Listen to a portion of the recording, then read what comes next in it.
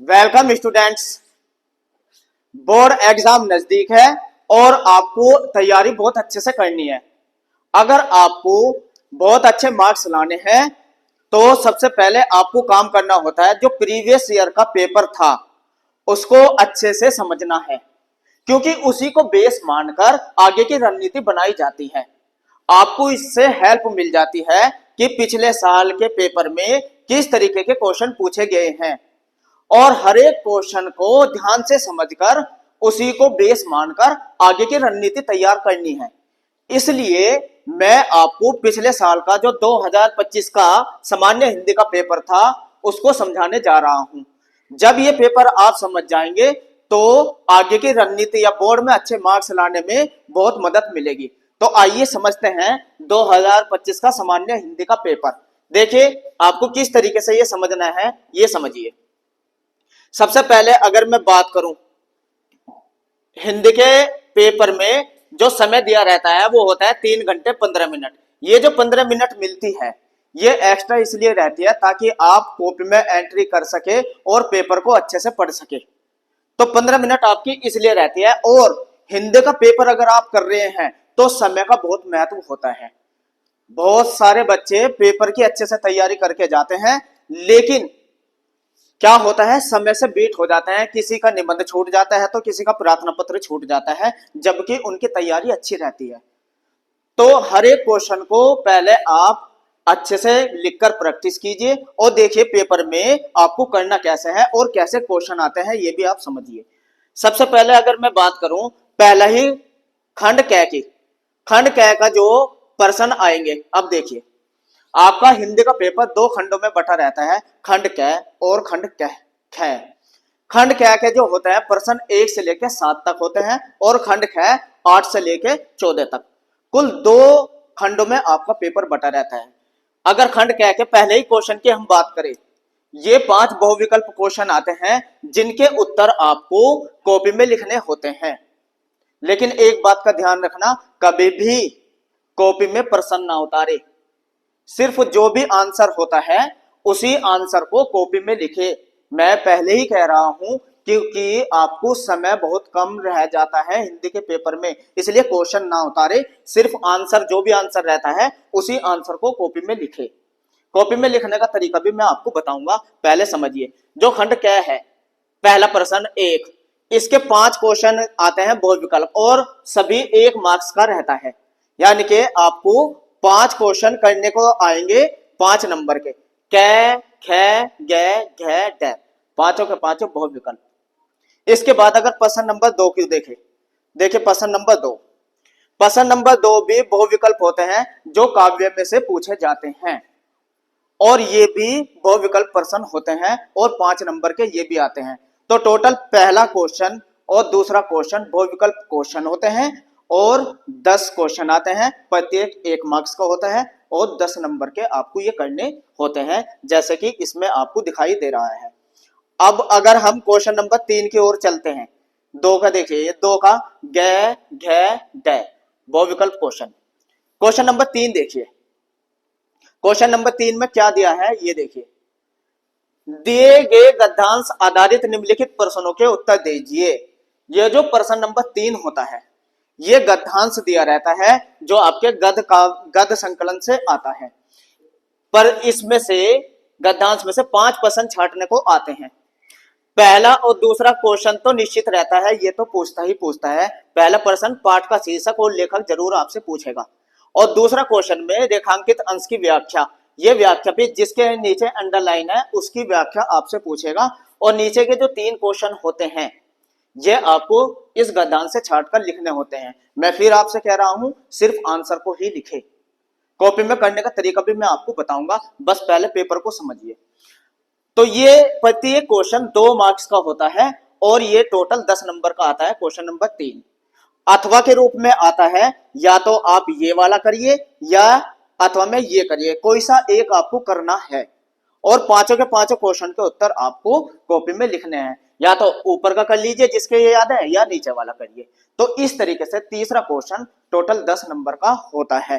अगर मैं question number अब 4 की बात करूं, क्वेश्चन नंबर 4 को देखिए, निम्नलिखित पद्यांश पर आधारित निम्नलिखित प्रश्नों के उत्तर दीजिए। ये आपके काव्य संकलन से आता है और इसमें भी 5 क्वेश्चन छाटकर आपको आंसर लिखने होते हैं। जैसे कि पहला क्वेश्चन है, उपयुक्त पद्यांश पर शीर्षक और कवि का नाम लिखिए। ये तो निश्चित होता है, ये क्वेश्चन तो आएगा, यानी कि आपको शीर्षक का और कवि का नाम लिखना होता है। और दूसरे क्वेश्चन में व्याख्या लिखनी होती है, ये भी अथवा में आता है। देखिए नेक्स्ट देखते हैं, नेक्स्ट पेज देखिए, ये रहा, रेखांकित अंश की व्याख्या कीजिए रहता है। और ये 3 क्वेश्चन आपको पैराग्राफ में से छाट के लिखने होते हैं, सिर्फ आंसर ही लिखे। अथवा अथवा ये भी, अथवा ये वाला करना है। टोटल 10 मार्क्स का क्वेश्चन नंबर 4 भी होता है, यानी कि तीसरा क्वेश्चन और चौथा क्वेश्चन जो कि आपको क्वेश्चन आंसर छाट कर लिखने होते हैं, टोटल 10 मार्क्स के होते हैं। तो क्वेश्चन नंबर 4 की ये हुआ। अगर क्वेश्चन नंबर 5 की बात करें, देखिए क्वेश्चन नंबर 5 को देखिए, निम्नलिखित में से किसी एक लेखक का, देखिए यहां ध्यान देना है, साहित्य परिचय बोला है, यानी कि आपको जीवन परिचय कम लिख रहा है, साहित्य परिचय थोड़ा बढ़ा चढ़ाकर लिखना है। और ये 3 आपके इन 3 में से किसी एक के, अधिकतम सीमा शब्द की सीमा भी देखिए 80 शब्द, मतलब आपको एक या सवा पेज पे ही ये लिखनी है। और इन 3 में से कोई सी एक, जीवन परिचय 5 नंबर का आता है और ये देखिए 5 मार्क्स का दिया रहेगा, और ये 5 मार्क्स आपको एक या सवा पेज पे ही लिखने हैं बस। 3 में से कोई सी एक, ये गद्य से आती है।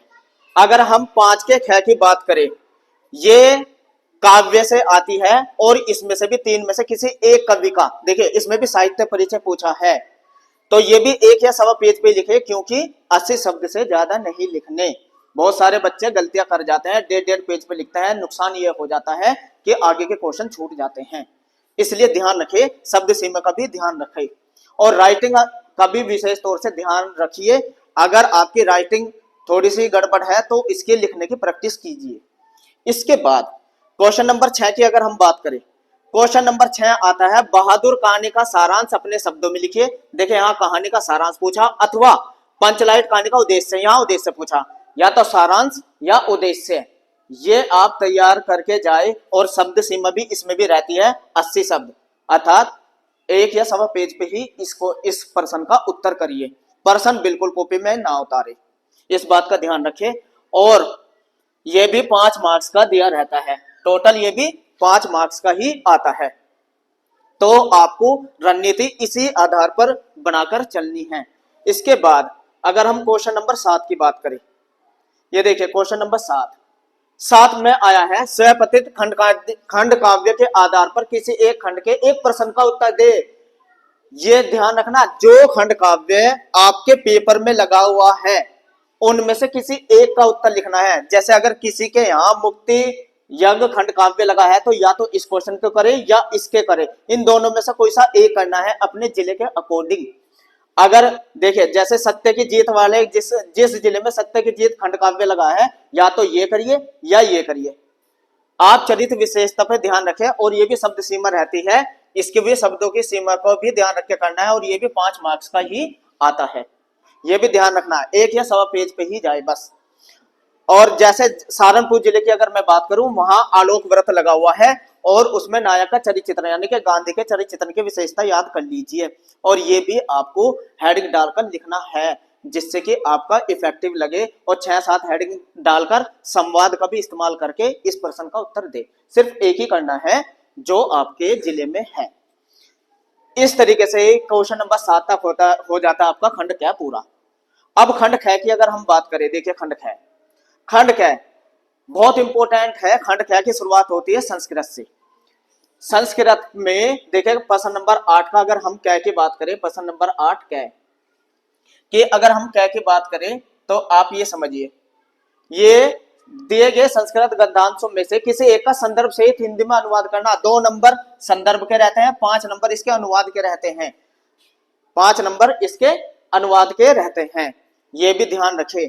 तो इन दोनों में से अथवा में से कोई सा एक करना है जो आपके याद है। पहले 2 नंबर संदर्भ किस लेसन से ये आया है, और इसमें से इसका अनुवाद कर देना है। टोटल 7 मार्क्स का आपका 8वां प्रश्न का क रहता है। 8 का ख की अगर हम बात करें, देखिए 8 ख में ये रहता है 8 ख।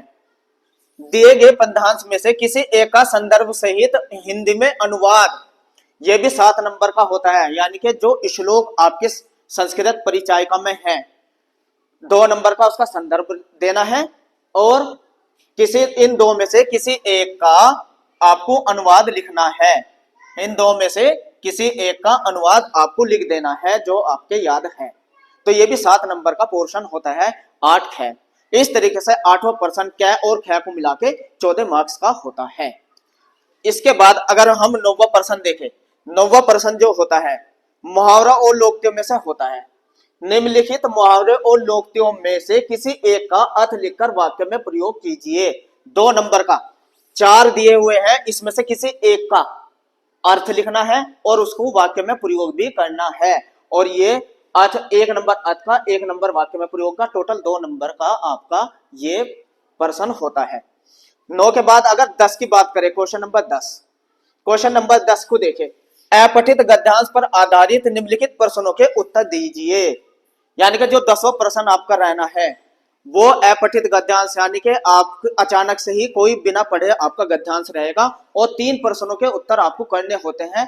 पहला क्वेश्चन कंपलसरी होता है, यही पूछा जाता है कि उपयुक्त गद्यांश का शीर्षक लिखिए और शीर्षक इसके पहले ही लाइन में शीर्षक मिल जाता है। देखिए लिखा, साहसी और आत्मविश्वास के साथ जीना ही सच्चा जीवन है। पहली लाइन में मिलेगा साहसी जीवन, तो इसका शीर्षक हो गया साहसी जीवन, पहली ही लाइन में मिल जाता है इसका उत्तर। और ये 1 नंबर का होता है।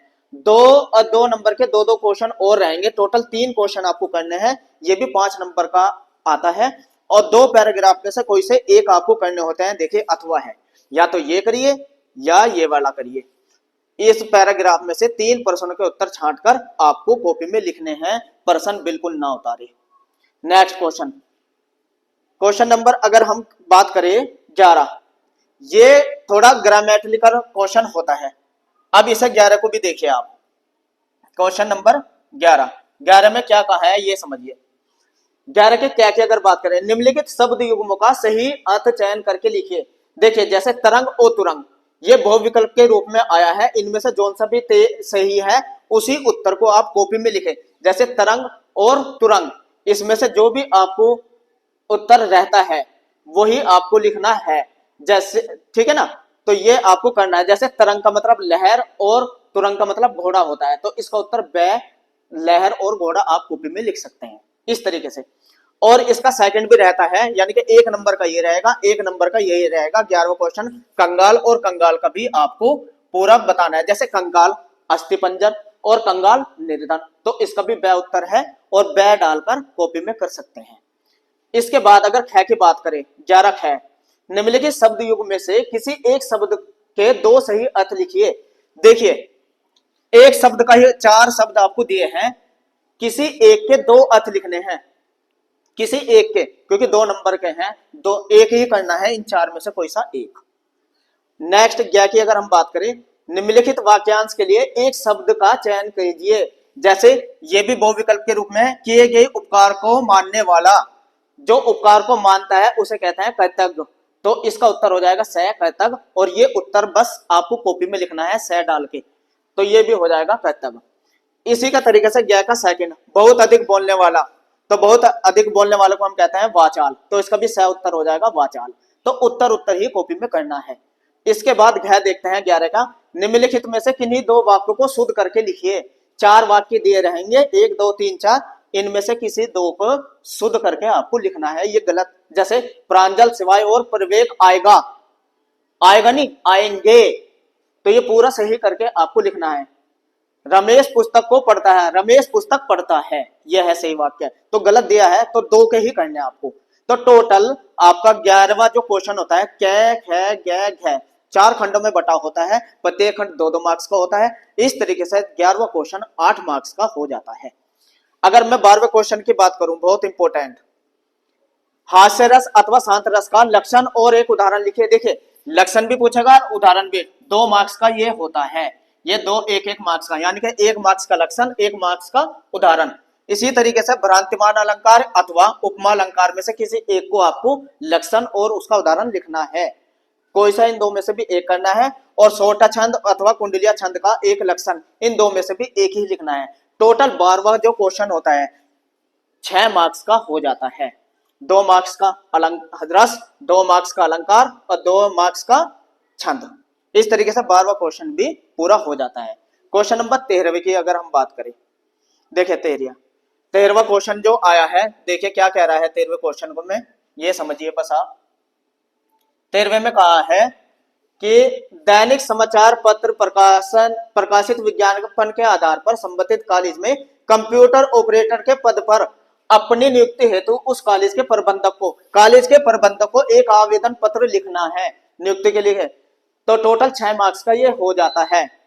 तो इन दोनों में से कोई सा एक आपको कर देना है। इसी के साथ अगर हम 14वां क्वेश्चन देखते हैं, ये होता है निबंध का। 14वां क्वेश्चन में आपको लिखना होता है निबंध। देखिए निम्नलिखित विषय में से किसी एक विषय पर निबंध शैली लिखे और ये 9 नंबर का होता है। और निबंध इन जो 5 दे रहेंगे किसी एक को करना है और ज्यादातर आप समस्या का ही निबंध याद करिए और हेडिंग डालकर 3 से 4 पेज पर आपको ये लिख देना है। इस तरीके से आपका ये पेपर पूरा हो जाता है। इसी के ही अकॉर्डिंग आपको 2026 की रणनीति तैयार करनी है। तो वीडियो अच्छी लगे तो लाइक करिए, कमेंट्स करिए और सब्सक्राइब भी कर दीजिए। थैंक्स।